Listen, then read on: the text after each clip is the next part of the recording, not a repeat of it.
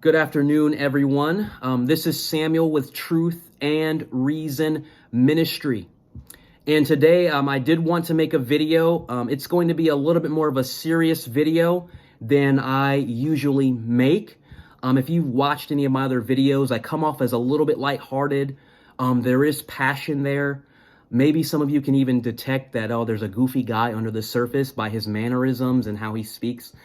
But today I want to make more of a serious video. I do believe that I've received some inspiration or a word from God that is applicable to the entire church, from church laity to church leadership, to evangelists, from evangelists to pastors, anyone who is involved in any kind of Christian ministry.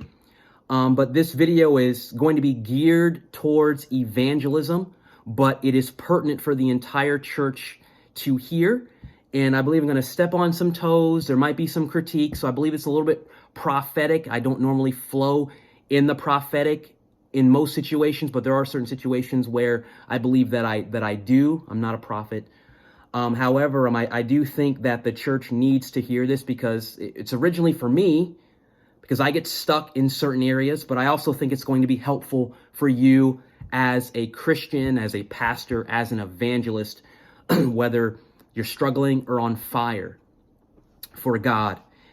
And this is really pertaining to how we go about evangelizing, particularly getting into evangelistic conversations, and how we go about fulfilling the Great Commission.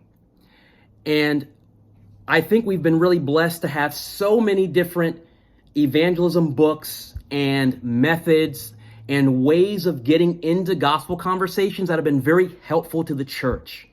We should be thankful to God that He has provided resources for all of us to use to get into gospel conversations to help us be more bold. However, the problem that I've seen, the problem that I personally struggle with and that I've seen is that we've made these tools, particularly getting into gospel conversations, we've made these tools as rules. For example, not to just pick on someone, this may not even be how the author intends it, but there's just sort of a spirit of, in order to get into a gospel conversation, you have to always say this to not make it weird. Or you have to always do this before you share so that the person you're sharing with doesn't think you're weird. So that the person you're sharing with feels love. They feel warm and fuzzy, or they'll be more apt to listen to you. Whether that's go bake cookies for your neighbor. Go invite that neighbor out to a movie.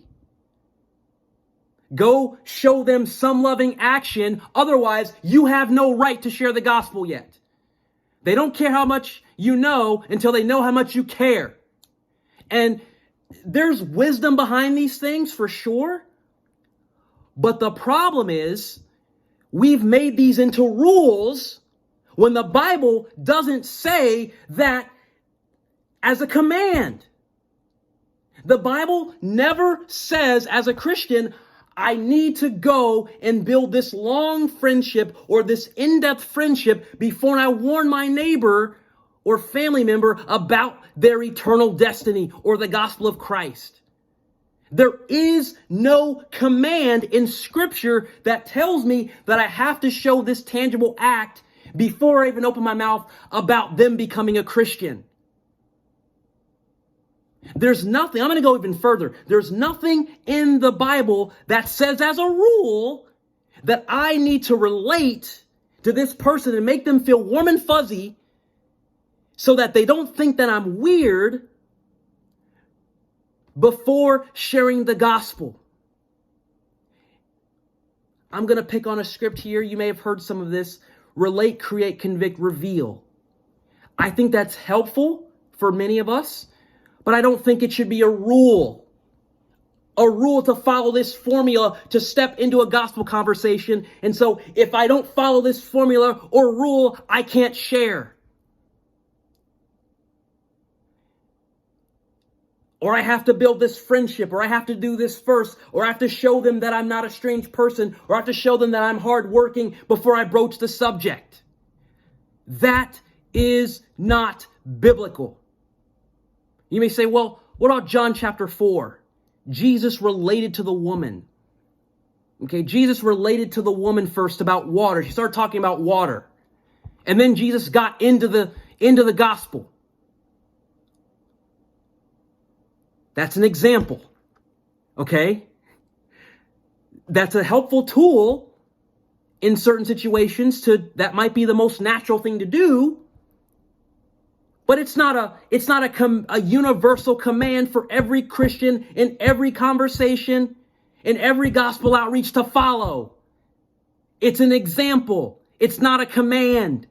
Christ is not commanding you to do exactly that in all of your conversations, or to have that characterize all of your evangelistic conversations and how he went about that.